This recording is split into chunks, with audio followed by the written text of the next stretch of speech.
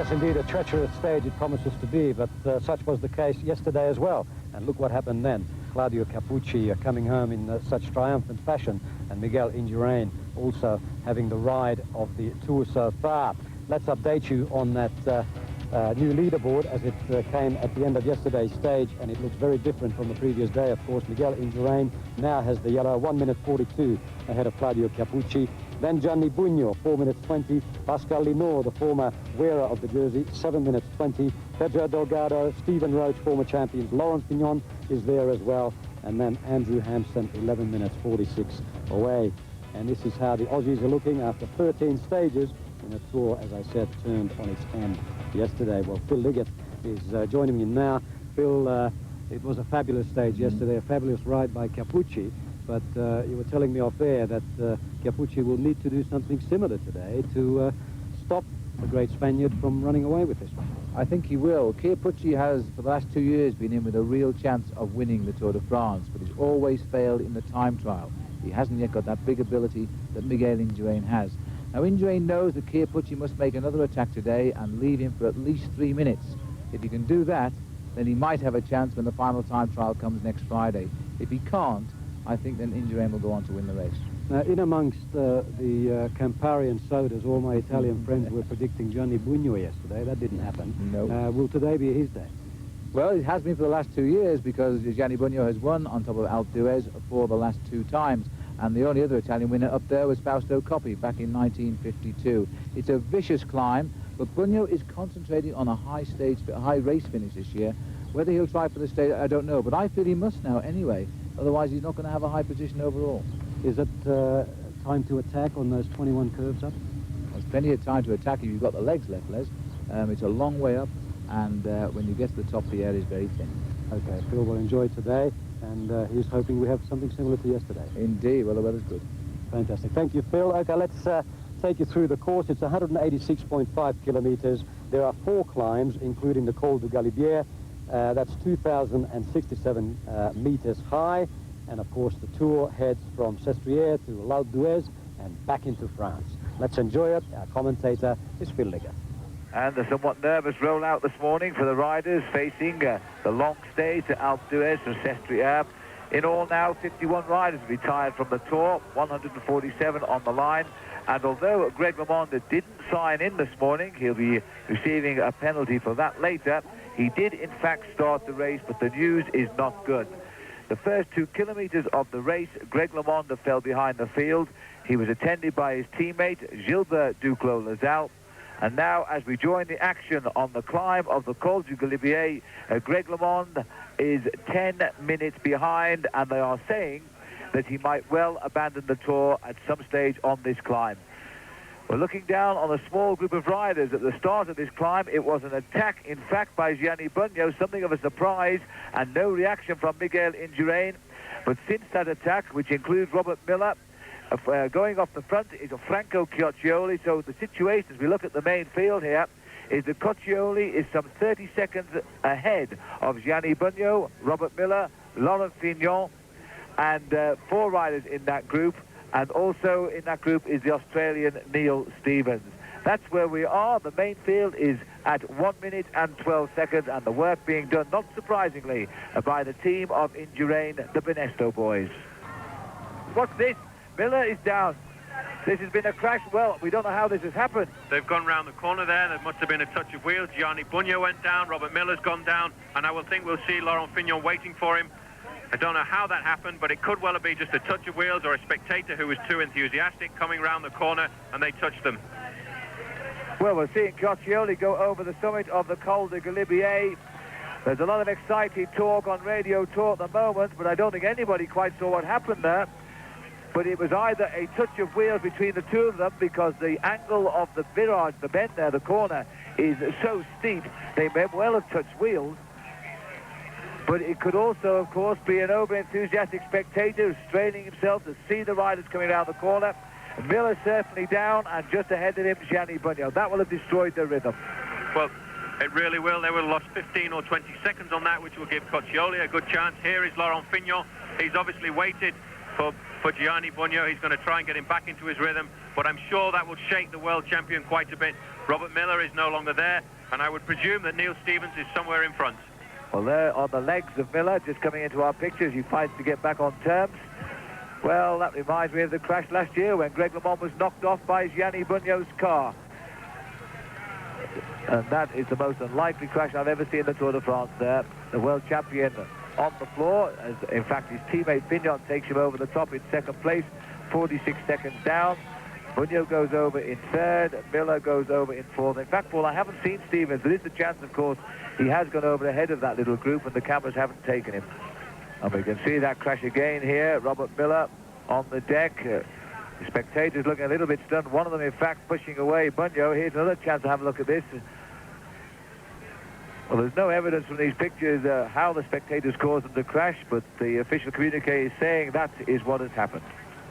So the riders now on the long descent of the Col de Galibier. Robert Miller is back with the group. Here he is, just coming on.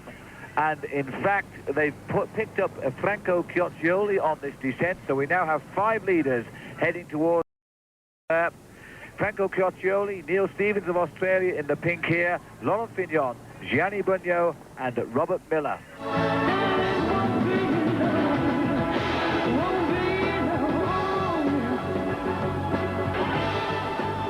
Let's have a look at the stats this morning, because there were 147 starters, but there have been 4 retirements now, and I'll give you some more information on that in a moment. The average speed today, very quick indeed, 35.170 kilometers an hour, keeping us well on course for the fastest tour in history. The overall leader of the tour, Indurain, his first full day in yellow. The polka dot leader, Claudio Chiappucci, with a massive point score after yesterday, 318 points. Still a good battle for the green jersey. Johan Museo currently wearing it with 182 against Laurent Jalabert's 174. But the news to bring you straight away is that Greg LeMond has abandoned the Tour de France. The first time in his career he's given up this great race. He gave up at the feeding station at Saint-Jean-de-Maurienne at 103 kilometers when he was some 20 minutes behind the race, and with him his teammate Gilbert Duclos-Lassalle. They were behind the race from the first mile today, and they never saw the bunch from almost the moment the flag dropped. That really is sad. Greg LeMond rode his first Tour de France in 1984 when he was third, second in 85. Then he won it 3 times, 7th last year, and today his 7th Tour will be the first time he has ever given up. And another man in trouble on this very climb, the Croix de la Fer, is Gianni Bugno, the world champion. We saw him attack on the Col de Galibier. Well, he was in all sorts of trouble and looking terribly tired halfway up. He fell back. With him was Jérôme Simon of the Z team, and in fact Bugno is being paced by his teammate Rondon. But the good news is he has got back into the chase group, which is including Miguel Indurain, the race leader, and Claudio Chiappucci. That group is 36 in number. And Paul, what's the latest time gap? Well, the latest time gap on this group of 5 riders is 1 minute and 38 seconds. It's actually starting to move clear. There's no main pressure on Miguel Indurain at the moment, apart from the fact that Andy Hampson could be the man to make the best move today, because he's lying in 8th place, 11 minutes and 16 seconds behind Indurain. Gianni Bugno, the winner at Alpe d'Huez the past 2 years, and the way he's riding right now, he may not see Alpe d'Huez, because he looks to me as though he is in terrible difficulty here on the climb of the Croix de la Fer.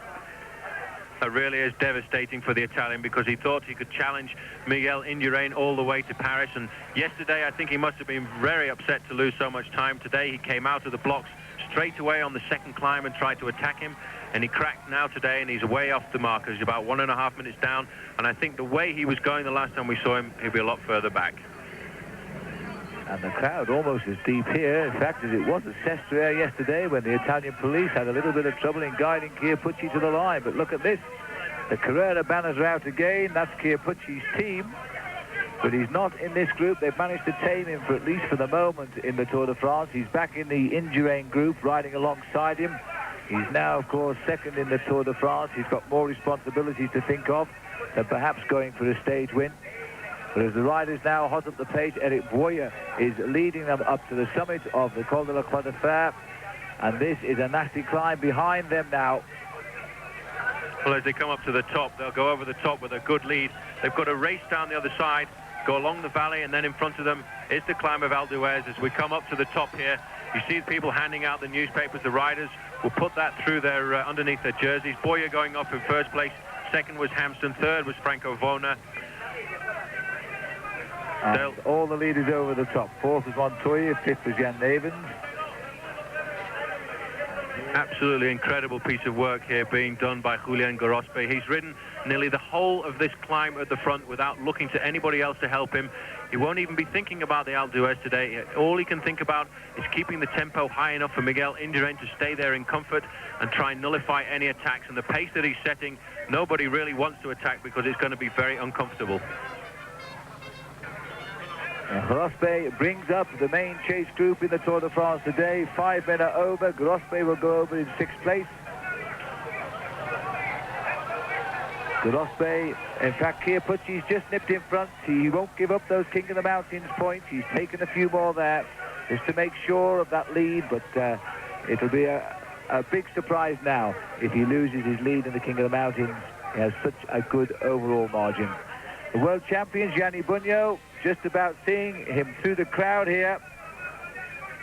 Helped all the way by Abelardo Rondon, his teammate, who's paced him every time he's been dropped off the back.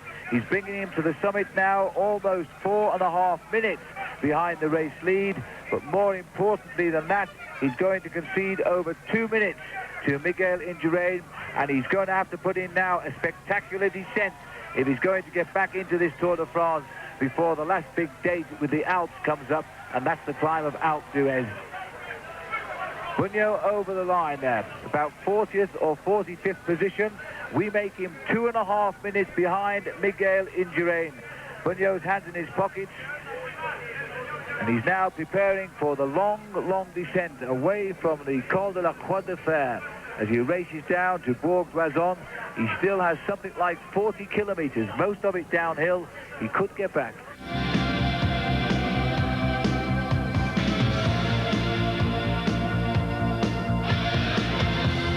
And back to the race in just a few moments. The Tour de France, as we've already mentioned on this coverage, is the world's most popular annual sporting event.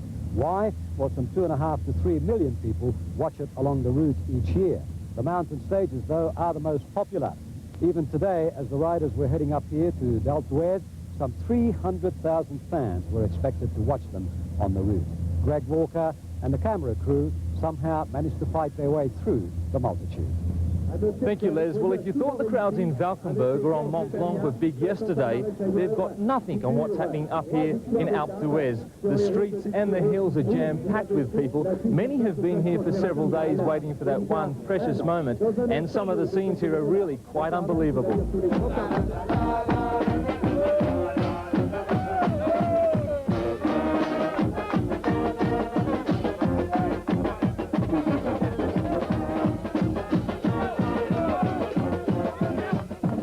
People from all over the globe come together at this time of year for what's become known as the Alpe d'Huez Festival.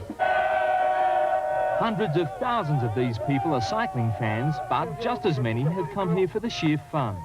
It's fantastic. It's a party. I love it. It's a spectacle. Yes. Yeah. I never imagined it'd be this way. The race is just the icing on the cake. Yeah. Where have you come from? Holland!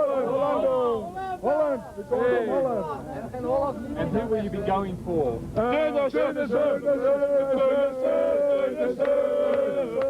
The atmosphere is that of a grand final, the only difference being that up here it stretches for some 16 kilometres.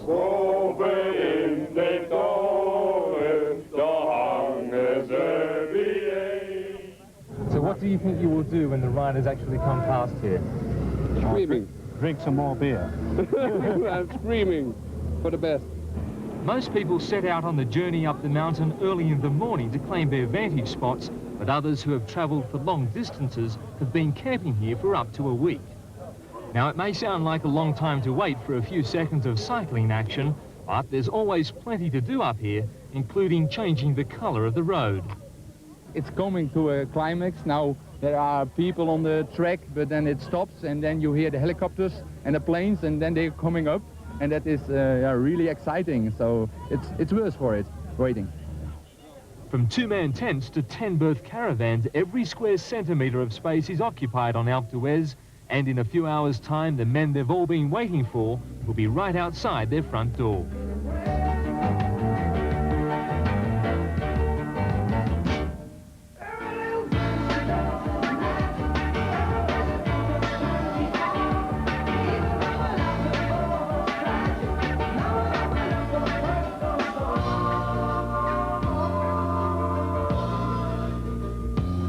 Greg Walker and the boys on one of their tougher assignments. But before we go back to the race, just a couple of interesting things about L'Alpe d'Huez, where we are now, of course. This ski resort has a population of some 32,000, but 90,000 skiers use these slopes in the winter each year. And if you manage to catch a ride in that cable car to the top of the hill, you can see Mont Blanc on the other side, and if you look right around, you can see 1/5 of the entire area of France. A good destination to cycle up to. Let's see how the riders are doing as we take you back now to Phil Liggett. And still Claudio Chiappucci riding slowly on the mountain now, and I think he has slowed down. Nobody is willing to attack this man because they're all tired. They'll be glad to see the end of the Alps today. Indurain only has to follow Claudio Chiappucci, and all of the time now Andy Hampsten is ahead, and with every pedal stroke he's picking up time. Time which may not just win in the stage here today, which would eventually could pick him up a place in the top 3. Andy Hampsten looking very, very cool, Paul. Well, he's not showing any emotion at all. He doesn't look like a man who's going to crack to me. Really getting into the rhythm, really concentrated. He's coming up now to 4 kilometers from the summit. What an incredible ride by this man. I think he's going to be a very happy man tonight if he can pull this victory off, because he really has changed. It may well be the birth of a new Andy Hampsten, a man who's been looking for himself over the last few years, and he really is starting to get annoyed with these spectators trying to get into the road. He's very scared about what's happened earlier on today. I think he's scared about the crowd getting too close, and they really are putting him off his rhythm. The only one who is persisting is Franco Vona. We mustn't forget, Paul, that yesterday Vona came back past Indurain and took second place. He might come back yet as we get towards the top of the Alps. He may well do as you get to the top of the Alpe d'Huez and you get into the town. There's the gap, 32 seconds between Hampsten and Vona. It's not an awful lot, because when you get into the village of Alpe d'Huez, it starts to flatten out a bit. If Hampsten's gone too early, Vona could come back. But the acceleration of Miguel Indurain there has got rid of Gert-Jan Teunis, and Richard Biron jumps back onto the back again. Teunis is the man who wanted to win here. He loves the Alpe d'Huez. He's won here before. He regards it as his home territory, but he couldn't follow the speed set by Miguel Indurain at the front here. You can now see the top of the Alps, and so too can Andy Hampsten.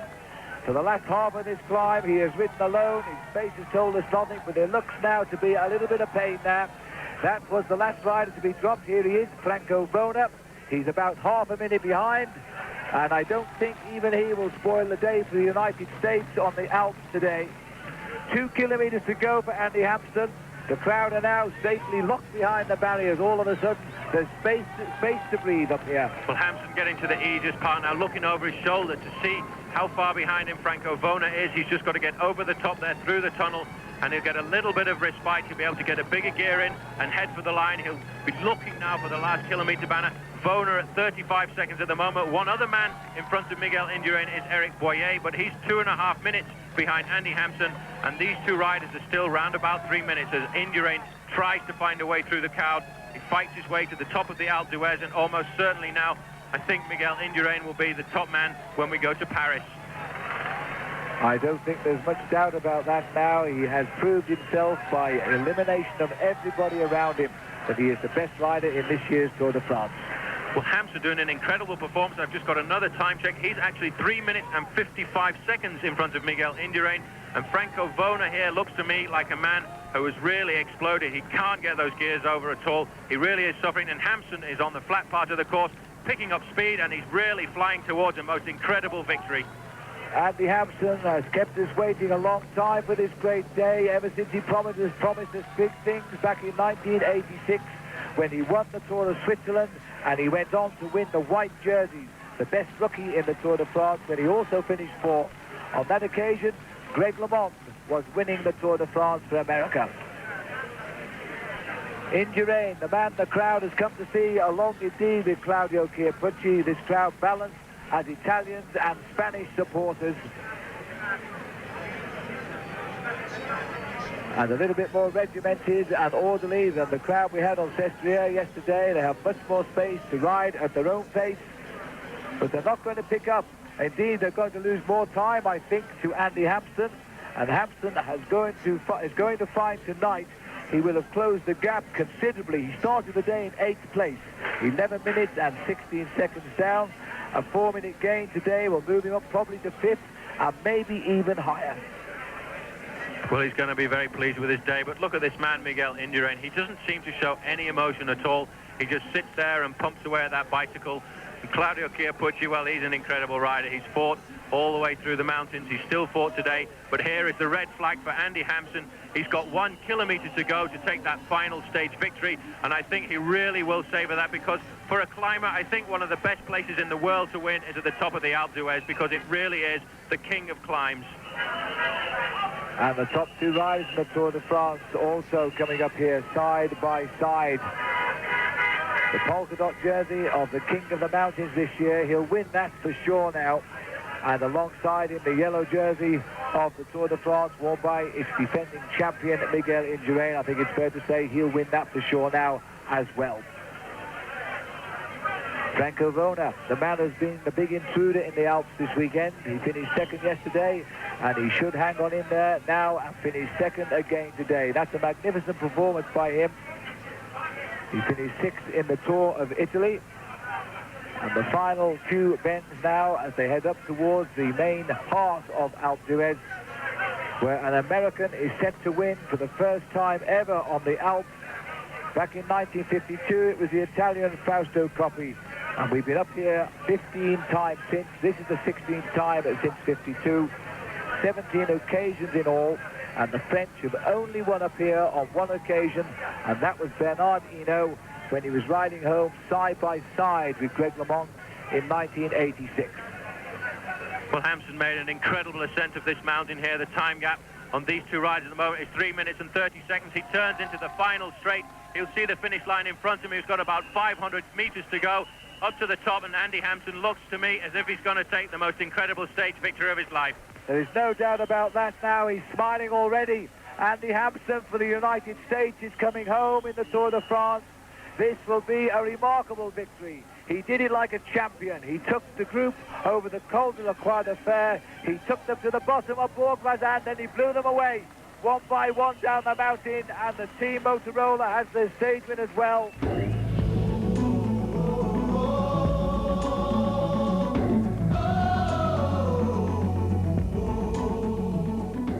Well, some bad news and some real great news from an American point of view today. Andrew Hampson winning the stage in sensational style. Earlier in the day, of course, that problem with Greg LeMond. What a story that was for today. Another thrilling race up the mountain. Let's give you the stage results again. Andrew Hampson coming in 5 hours, 41 minutes, 58 seconds. Franco Vona of Italy was second, 1 minute 17. Then Eric Boyer, 2 minutes 8. Then Jan Nevens, 2 minutes 46. And Chiappucci and Indurain, those 2 rivals for the yellow jersey, flying in together, 3 minutes 15 seconds from the lead. And this is how the Aussies finished today on stage 14, Sestrieres-A'lpe d'Huez. But as I mentioned earlier, it really was Andy Hampson's day today, and we managed to catch up with him after the race, and this is what he had to say. That's got to be one of the sweetest days of your life. I tell you, it's all I've ever wanted my whole career, is just really good form and a good mountain to show it on, and can't ask for more than 500,000 people to cheer me on. To win at the top of the Alpe d'Huez for a climber must be absolutely extraordinary. How did you feel with 500 meters to go? I felt pretty good. It was downhill. You know, I rode my own tempo. I wasn't sure if I'd win today, because when the attack went, you know, we're all equal. It went, you know, in the lower part of the Croix de Fer, and I knew that today everyone in that group was pretty equal. So I wasn't thinking so much of winning the stage, so much just really do my fastest ride on the way up, so I did tempo the entire way. You know, and about halfway, I started pushing it, and I could see they're in difficulty. So I felt I could make to the finish and really gave it the stick. Well, obviously a jubilant Andrew Hampson, who jumped 5 places today as we look at the overall leaderboard. Miguel Indurain on top still, of course, with the yellow jersey. Chiappucci is still second, 1 minute 42. But look at that, Andrew Hampston, who was in 8th position overnight, is now in 3rd place, 8 minutes 1 second from the lead. Quite a long way, but well in contention. As I mentioned, he jumped 5 places today. Well, unfortunately, as you may have heard, evidence of it, the voice of Phil Liggett is not in very good form tonight, so we decided to give him a bit of a break. Hope he'll be okay tomorrow. But I can remind you of the course for tomorrow. Tomorrow it is stage 15. We're going into more flat terrain now. We're going from Bourg-Boison, which is just down the mountain from here, to Saint-Étienne, which is just on the outskirts of Lyon. It's 198 kilometers. There's one climb there, a category 2 climb near the end. But overall, I should think it'll be a race for those who really couldn't match it with the mountain specialists over the last 4 days or so. But in the meantime,